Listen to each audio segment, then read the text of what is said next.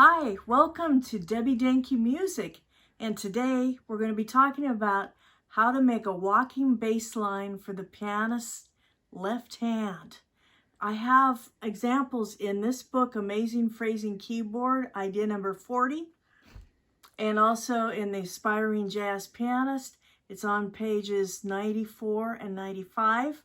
Be sure to look at my other video where I discuss using just the roots and the roots and fifths of chords, and today we're going to get more complicated. Let's go. It's usually a good idea to play the roots first under each new chord change, and from then on you can use different techniques. I'm going to show you using the chord tones. Here again, we're going to be using D minor 7, G7, C major 7 or C6, E minor 7, and A7 in the right hand. And so here's a bass line arpeggiating those chord tones upwards in the left hand.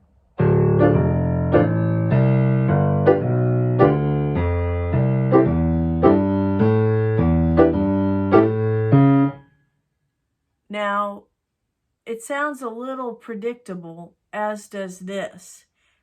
That is example 3 on page 95 of the Aspiring Jazz Pianist.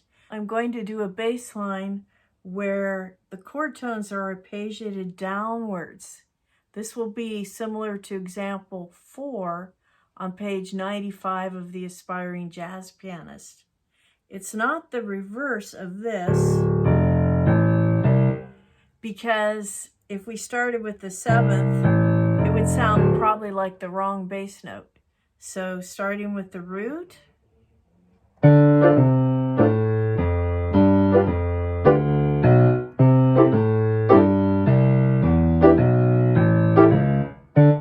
okay?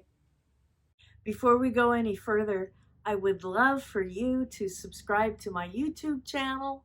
You'll find playlists as well as tutorials, tips, and ideas for piano improvisation and arranging.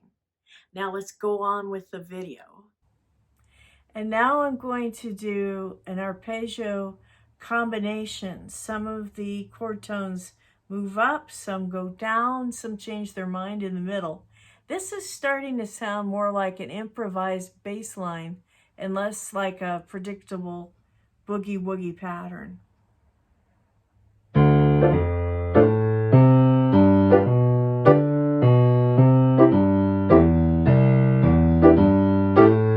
I'll do it again, right here.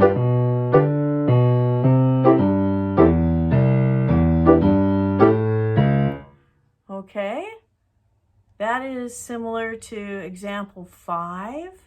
Here is an example 6, where we're using scale tones, keeping in mind the usual jazz theory: minor 7 chord, Dorian scale, dominant 7th chord, Mixolydian, major 6th or major 7th, major scale. Okay, so here, this is example 6.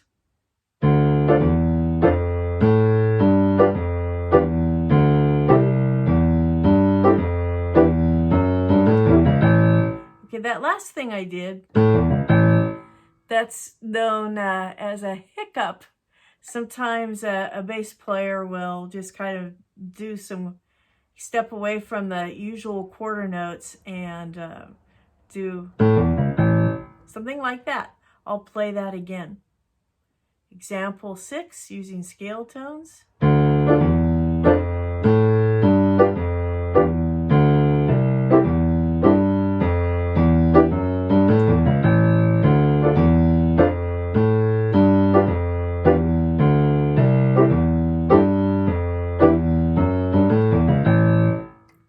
All right.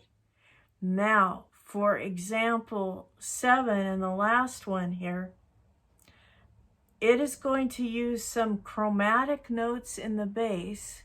These notes happen right before a new root, a new chord change. And in order to sound like you mean it, give it a little accent.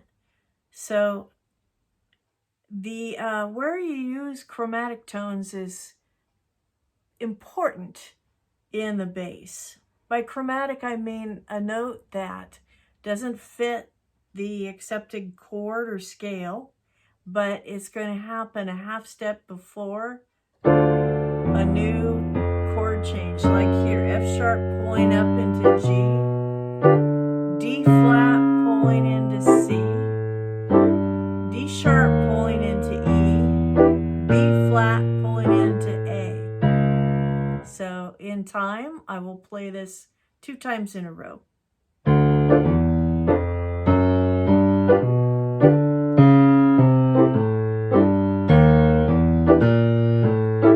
Notice how I accent those notes.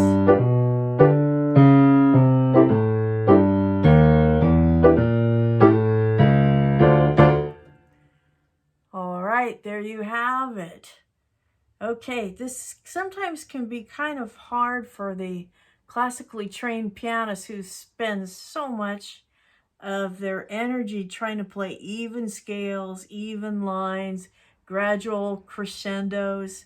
But this, you're like imitating a real bass player and suddenly pulling on the string.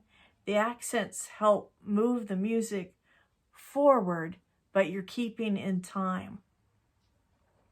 One other aspect I want to tell you is the use of a pedal point. Now, the pedal point comes from an organ term where you keep a constant note in the bass, or as organists used to do with their feet on the pedals.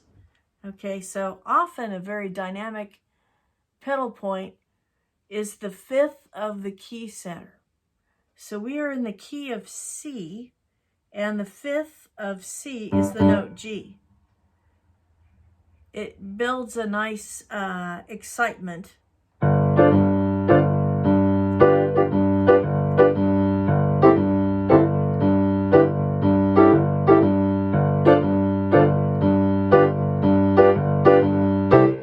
It's just as long as you don't use it too long, it's a very easy thing to do in the left hand.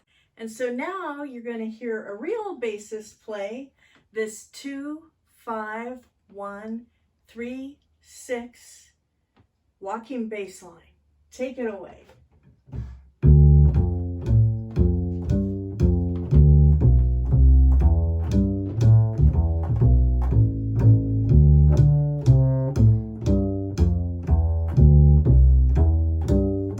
And I'm going to play chords.